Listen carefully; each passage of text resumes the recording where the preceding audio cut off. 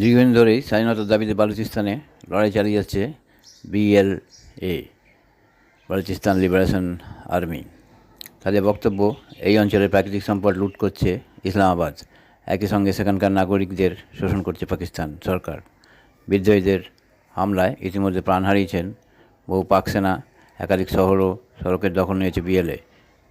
দেখা দিয়েছে গৃহযুদ্ধের আশঙ্কা। পাকিস্তানের উপর ক্রমশ চাপ বাড়াচ্ছে স্বাধীনতাকামী বালুচ বিদ্রোহীরা। তাদের পরপর হামলা রীতিমতো বালুচিস্তানে নাকানি জীবনী খাচ্ছে ইসলামাবাদ। ইতিমধ্যে একাধিক অঞ্চল দখল করেছে বালুচ লিবারেশন আর্মি। এবার সেই তালিকায় যুক্ত হলো সুরাব শহর। সরকারি ভবনের পাশাপাশি থানা, লেবি সহ বিভিন্ন ব্যাংকের সম্পূর্ণ দখল নিয়েছে বালুচ বিদ্রোহীরা। হামলার সময় শহরের একাধিক জায়গায় আগুন ধরিয়ে দেওয়া হয়। থানার পাশাপাশি আগুন ধরানো হয় সরকারি ভবন ও গাড়িতে।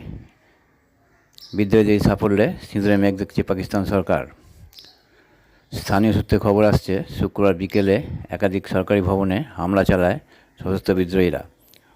বহু আধিকারিককে পণবন্দি করা হয়। হামলায় স্টেশন হাউস অফিসারের মৃত্যু হয়েছে বলে খবর আসছে। পুলিশ কর্মীদের থেকে প্রচুর পরিমাণ অস্ত্র বাজেয়াপ্ত করেছে BLAর দাবি, এর জেরে বড়সড় ধাক্কা খেল পাক সেনা ও পুলিশ। সুরাবের দখল নেওয়ার পরই বিবৃতি দেন BLA মুখপাত্র জয়ন্ত বালোচ। তিনি জানান, কোয়েটা করাচি হাইওয়ে ও সুরাব গদর রোডে টহল দিনভর দিচ্ছে BLA। এর জেরে অবরুদ্ধ হয়ে পড়েছে একাধিক গুরুত্বপূর্ণ রাস্তা। যান চলাচলও ব্যাহত হচ্ছে। প্রতিবেদন বালোচ টাইমস 9.5.25।